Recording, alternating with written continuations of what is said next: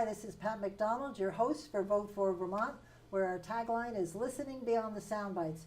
Joining me tonight is Ben Kinsley, our co-host and co-producer. Ben, good evening. Good evening. Good evening. And joining us today to continue our candidate series is Jim Harrison. Jim, how are you? Welcome to the show. Well, thank you. Thank you for having me. Yes, well, we're delighted. We know you for a few years, both of us, I think. You know Jim from the Sinos. Yep. But our viewers may not know. Could you introduce yourself to our viewers and tell them a little bit about your background? Sure. Well, thanks, Pat, and thanks, Ben, for having me today.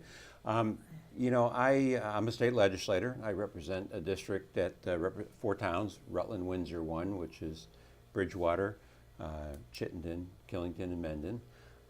I was appointed to the State House April of 2017. My rep had to step down. He was deployed as part of his Navy Reserve, sent over to Job Tate, was sent over to Africa. And he's back safe, and that's all good. But it presented an opportunity, and I raised my hand, and the governor did appoint me. So I knew what I was getting into, and my prior life, as you both know, I served as president of the Vermont Retail and Grocers Association. I had a wonderful career and a wonderful time. For the 29 years I was doing that. It gave me a front row seat to the legislative process, because part of my job was representing our retailers and our grocers at the State House on a variety of different issues. So I kind of knew what I was getting into. I'm glad I did, and I'm looking forward to engaging with the voters and hopefully earning their trust in the next couple months. And we'll serve a new term, but we have competition, so we'll see. But it's been an interesting experience, and I feel really fortunate to be here to do what I'm doing. That's great. What are the names of the towns again? Rutland? It's Rutland-Windsor 1. The 3 Rutland County towns are Chittenden, where I live, Killington, and Mendon. Great. And the Windsor County town is Bridgewater. So it's spread out. I like to think of it as along Route 4 corridor, with the exception of Chittenden, which is tucked in behind it. So it's a big geographical area. It takes me 45 minutes to go from our home to the other end, which is Bridgewater. So a lot of doors to knock on. Yeah, it is. Nowhere, It is, and they tend to be spread out. Yeah, It's not compact like it might be in a I'm surprised though, just down the Rutland area, that you have to spread out so far to make that magic 4,000, or is it a 2-person district? No, it's a 1-person district. So it's 4,000 people. Yeah. Wow. Yeah. Well, really it's spread out. right across the Green Mountain spine, so it's a little sparse. I mean, Chittenden, for example, is the largest town in Vermont geographically. And half the town is Green Mountain National Forest. So, that's typical. I mean, it was just a very rural area. And we like a rural area because that makes it beautiful. And that's what Vermont is all about. And certainly we get a lot of tourists with Killington and coming up and enjoying the skiing and other outdoor activities and the beauty that we, as a state, have to offer. So. Got a lot of skiing down there too. This is an important question. Is the Long Trail Brewery in your district? It is. It is. When I was first appointed last year, I wanted to be sure that I was doing my business outreach as well. Right, exactly. I sat down with the president and wanted to make sure that everything was good. But yes, and it's one of the larger. Certainly manufacturing facility. We don't have a lot of industries other than Killington. Obviously, a lot of tourist trade. Yeah, you have two major ski resorts though, because you got Pico and Killington, right? Right, which are all part of the same owners. Company. Yeah, cool. Excellent. Great. So let's dive right in. So in addition to your party platform, you're running as a Republican. Are there any issues in particular that you really care about, or that are really kind of the top of mind for you? Well, when you get outside of Chittenden County, and even out at Washington County, I think Washington County overall has done okay. The economy in rural Vermont is not doing as well as it should. you know, it struck home with me that housing prices, which are, I think, a good barometer of how an area is doing. In southern Vermont, from the peak 10, 12 years ago, are still down from that peak 16, 17%. That's true in Windsor County and Rutland County, Bennington County. And whereas in Chittenden County, they've gone down like everybody, but they've rebounded and they're up where they were from 10 years ago. So a real focus of mine is the economy. I was very much flattered this past year when I'm a freshman lawmaker, I guess, for all intents and purposes. I was asked by the administration to be the lead sponsor on the governor's economic package. Great. And I reached out to some of my Republican and Democratic colleagues, and we had a bipartisan bill. Now, it wasn't a bill that was enacted because the game plan was to take pieces of it, and Commerce Committee and other committees were going to look at them individually, freestanding bills. One was, workforce development and issues on energy efficiency and allowing employers to. But the economy is a focus of mine. On another level, I'm a firm believer in being a good guardian of people's money. Don't spend it frivolously. If I were on an appropriation committee, they'd probably boot me out in the hallway because I ask a lot of questions. I want to understand, and certainly government has a role to do in a lot of things, and government can kind of pool resources and be of assistance or do things that people can't do for themselves. And I think that's very important. But nonetheless, let's make sure we're doing things as efficiently as possible. Let's make sure we're not reinventing the wheel.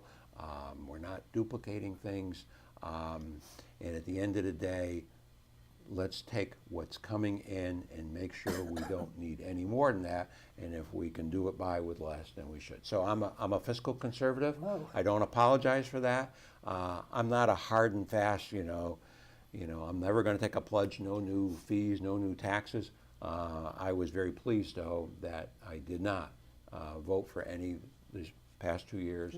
And I was very pleased that we were collectively able to do a budget, and the governor gets certainly a lot of credit for that, for setting the bar. So stood his ground, that's for sure. And another thing, I'll just say, and this may be more of a pet peeve personally, we spend way too much time in the legislature.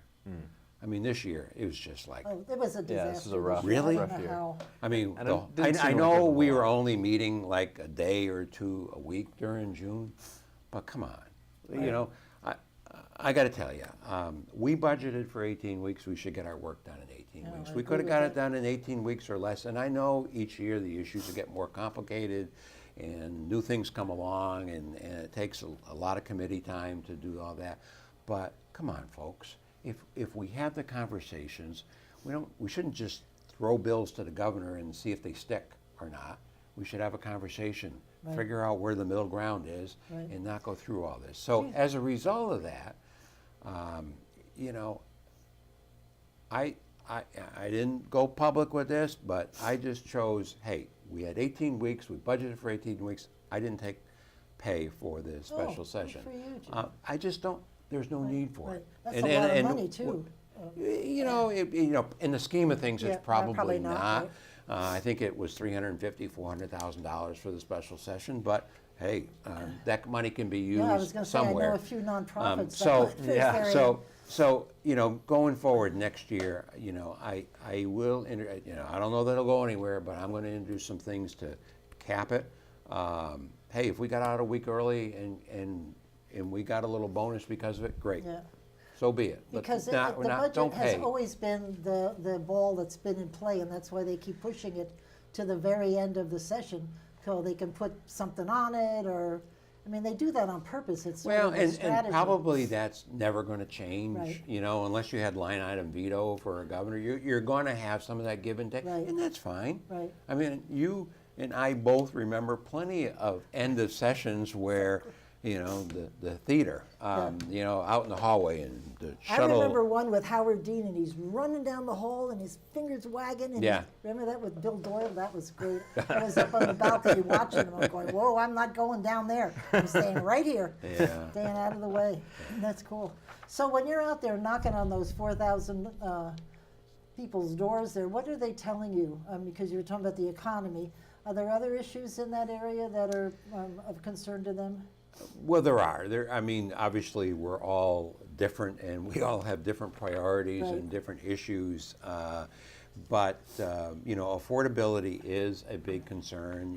Whether it's the property tax, whether it's state taxes and fees in general. I had someone the other day tell me about, their motor vehicle registration a couple years ago jumped Right. way up. Right. And I understand all that. And some of the fees, with cost of providing services go up, are going to have to be adjusted periodically, just like, anything else. However, sometimes in the past we've used fees as a mask for, well, we're not going to increase Taxes. income taxes or something, but watch out because you're going to pay Right. all these Well, user fees. One year, I think we increased every motor vehicle Sure. fee there was, and I would call that a tax because somehow you impact every single Vermonter with a DMV fee. You do. I mean, that's not a, So, that's so not a fee. affordability issues are, certainly front and center. I think economic opportunities and how do we, grow our economic base, provide, bring more better paying jobs here. Sometimes I think those go hand in hand. If we want to attract people, we got to make it affordable to stay here. Interestingly enough, and this is something I picked up, not that it's news to you folks, but I went around last fall. I'm a new legislator. I wanted to get myself acquainted, so I went to the town transfer stations and I did Dunkin' Donuts. Right. I remember that. I brought up, got some donuts and said, come meet me. I'm going to be at the You had that on Facebook, I thought that was great. Bridgewater Station, Yeah. this Saturday. Next week I'm going to be at Killington and Right. et cetera. The carbon tax scares a lot of people. Right. And we all want a cleaner environment. We all want to do less. I get all that, but the reality is we're in a rural area. As I mentioned before, 45 minutes from one end to the other Right. end. And you can't, if I had to pay 40 cents, 50 cents, 80 cents, whatever the number is, pick a number, more Right. per gallon, that would hurt. And it would hurt. So that Yeah, adds to it the is. affordability. Yeah, So, a little that's nervous about that. yeah, Well, if you that's- look at who's sponsoring it, it's all Burlington, reps for the most part. Right. Well, And and a if you lot of those and people- if you lived in the city of Burlington, you're not going to be doing a lot of Right. You driving. could take bus, they've got Yeah. actual transportation Yeah, there. exactly. We don't have So, that so that's an everywhere. issue that's out there. Certainly we all know about the opiate crisis and Right. drugs, and how do we get a handle? Because that parlays into, we had a couple break-ins on a road near us Oh, really? recently, but that happens, and it's drug related Right. in most cases because they've got habits, they've got to feed them, and that's very, very unfortunate. So we gotta figure out, there's not a magic answer out there, and it's not unique just to Vermont, but we got to do whatever we can to help break that curve and hopefully start getting better. You mentioned housing before, and then you were talking about jobs and having people come here. Housing plays a big issue here because there are no housing for young families coming here and finding, what they can afford and need. So that's part of the whole economic cycle too, as well, is housing, right? And that's a big issue. Yeah, it is. So we've got a number of things to work on. Yeah. And what do you feel like, 'cause you've been in the legislature for almost 2 years, right? What do you feel like have been your biggest accomplishments during that time you've been in the legislature, and what things do you still are still in progress? Well, I never went. First of all, I came in midstream in the first year of the biennium, Right, so yep. bill introductions and Right, stuff like yeah, that. too late. But aside from that, I'm not one that's just got to get my name on a bunch of things. and I got to get and show it. I did introduce some bills, and some of that was a result of constituents asking me. Right. I mean, for example, and I'm not a regulation guy. I'm not, I didn't go to the legislature saying, hey, we just got to add more regulation. That's what gotta, we need here. but having said that, I was proud to be the lead sponsor in a House bill. We ended up enacting the companion bill in the Senate that we worked with the Attorney General's office to provide some protection for small businesses, very small businesses that lease these credit card terminals and find out they're paying, Right. 10 times, 20 times what the actual, well, more than that sometimes, what Right. the actual units cost. So make those contracts easy to understand, be very Good for you. transparent. So, that was passed this year, and that was something, I took a lead on. Part of my sessions, I remember a constituent waiting to talk to me while I was talking to some other people. And I said, how can I help you? And he says, we need a bicycle helmet law. And I did a little research on it.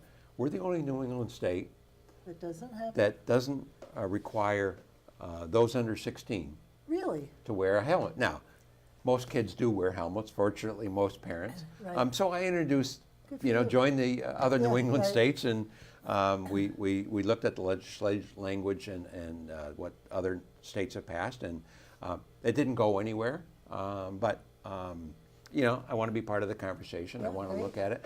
I also introduced, getting back to the lens of the session, I introduced a bill to require or transfer to electronic roll call voting in the House. Oh, I am Now- so with you on yeah, that. so- I didn't this make is so her read overdue. the bill. Yeah. Yeah. So, Explain what that is to the viewers. I sure. don't know. In the House, it's not so much in the Senate because the Senate's only 30. Yeah. But in the House, we have 150 members. And as long as I've been at the State House, I didn't have to sit through roll call votes. Right. I could say, okay, well, go get a cup of coffee. Right, I'll see exactly. you later.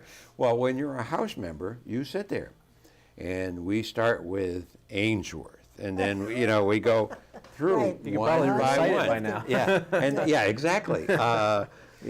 And it takes 17 minutes on average to do a roll call. Right. Because you go through first of all, you call the first name, once you get a vote, and then you give a couple minutes to get everybody that's Right. Ring the maybe bell. stepped out for a minute, ring the Right. bell, and then you proceed, the rest of the roll call, and then you have to go back if anybody Wants to explain their vote. That's or they or missed or it the changed first it, time. yeah, right, changed their So vote. 17 minutes on average. And I I'm never saying, counted. you know what, if we got the technology, and I'm sure we can make it secure or Right, whatever. right.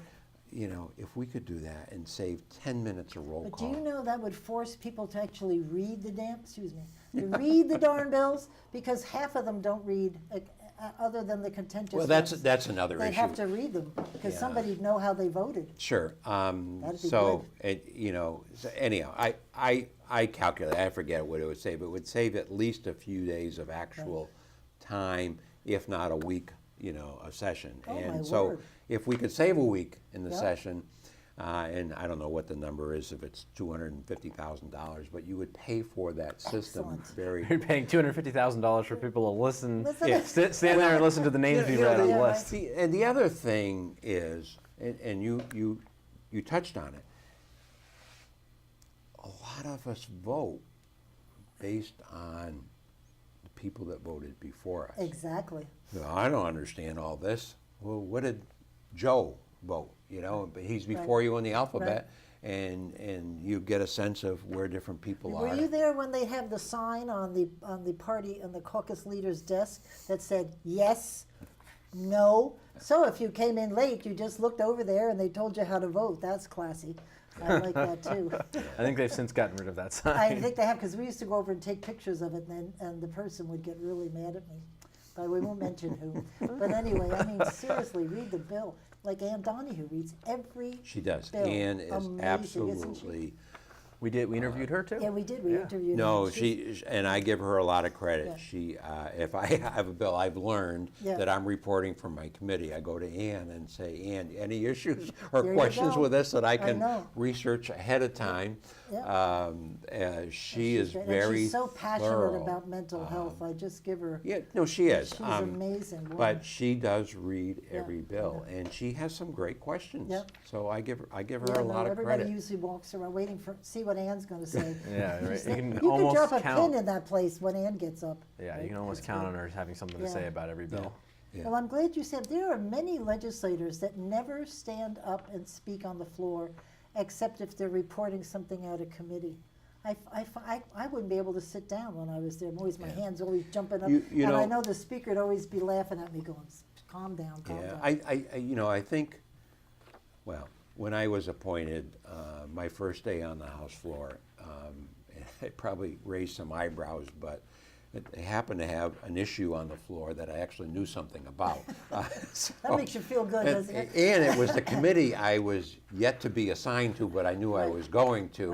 Right. And as you know, sort of like frowned on if Yeah, you right. vote. Oh, no, you can't. You But, have I to- didn't. What committee are you on? I should've asked This that. year, I was on House Government Operations. Oh, I love GovOps. yeah. That's my favorite.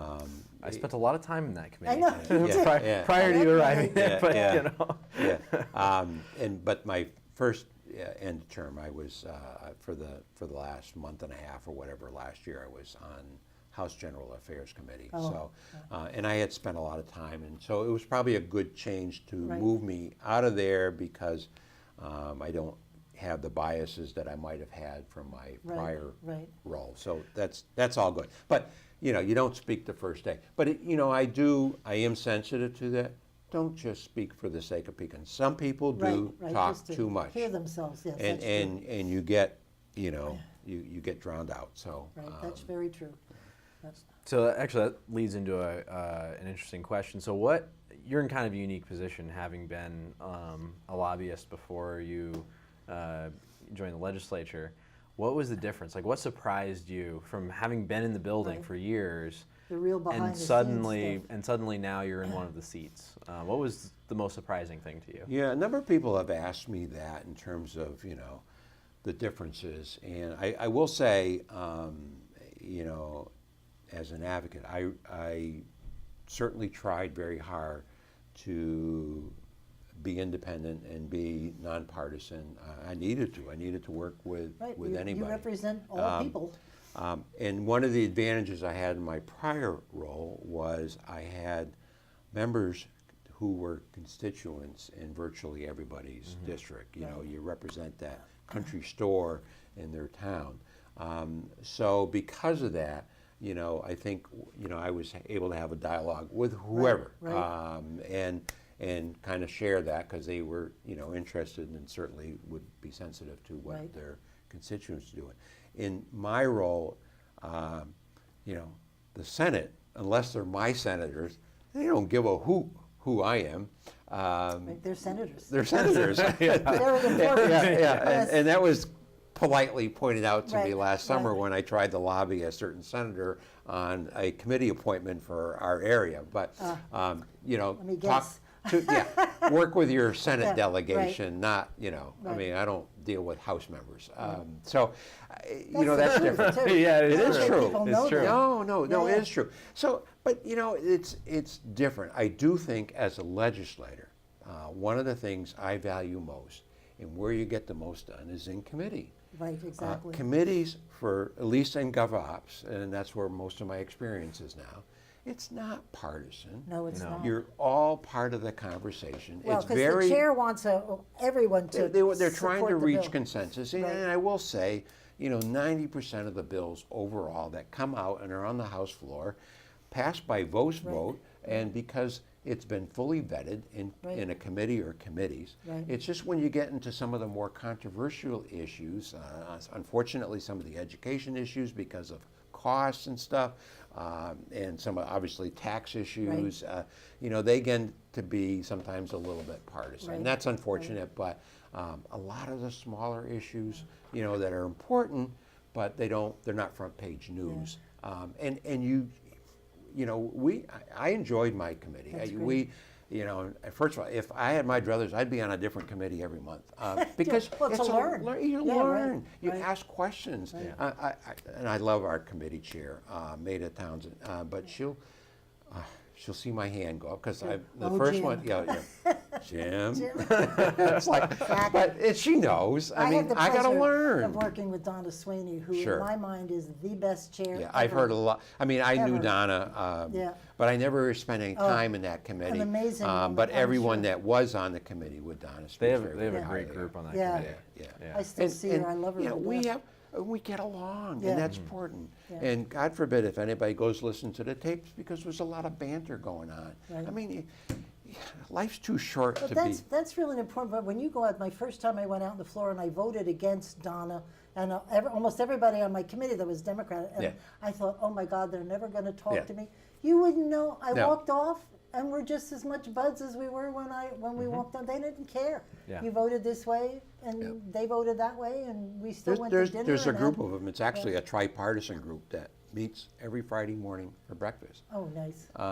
You know, it's mostly our committee. There's Yeah. maybe one or two others that will join us, but That's it's great. great. You know, It's the way it should be. it's the way it should be. And I, you know, would be dishonest if I didn't say sometimes we talked about issues.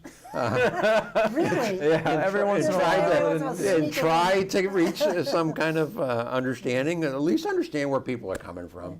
Yeah. I need to ask you one Sure. question, which is an important one for me. I don't know why, but there's always an issue of how you vote on a contentious issue, whether you're voting your vote or representing your constituents. How do you view, you know, I'm thinking of abortion, thinking of you know, gay marriage. I mean, all those things that are really. The Scott Milne vote. It's Scott Milne vote, yes. Right. Do you vote with I your mean, district or Yes, the state? exactly. Yeah, there's you know, a variety of things we all do, and I'm sure everyone could give you a similar or a different answer. First of all, you know, I do listen. I, you know, certainly That get you do. emails. I get calls. You know, I don't come to most of these things with an agenda. Right. I'm trying to represent the district. On the other hand, you also have to filter things because you're the one that's gained a little bit more insight from the testimony Right. and debate on the floor, and so you have to use that judgment. I mean, you know, this year we had certainly some issues with marijuana and controversy, and we had constituents on both sides. The gun issue in terms of, you know, where do you draw the Right. line? You know, I wrote a piece right after some of the gun votes, and it says, well, I probably managed to get everybody upset with me because I You did cut the and right thing sliced it. then. Well, no, I don't know. I mean, I ended up at the end voting against S55, but not before I voted for changing, approving the a couple of the parts of it, like the bump stock ban Yep. and changing the age to 21. My whole thing was, let's just not do it for the sake of doing it. Do it if it's going to work. Right. And even the Attorney General's office said, well, the magazine ban is unenforceable. Right. I don't know that we need high-capacity magazines, but if it's not enforceable, why are we Why are we doing doing it? it, right. So, and again, I'm not want to belabor that issue. Right. I just think we all have to look at that, and we all have to try to figure out. Very logical approach. you know, I appreciate that. It's a little balance, just like when It you're is a looking for the balance. balance. It is a great. balance. We have clearly run out of time, Oh. but it goes fast, and It I does. really wish you all the best. Well, Jim. thank you. It's been an honor to know you all Thanks these so much. years. Thank you, and thank you for tuning in. We'll see you next week, and in the meantime, keep listening beyond the sound bites.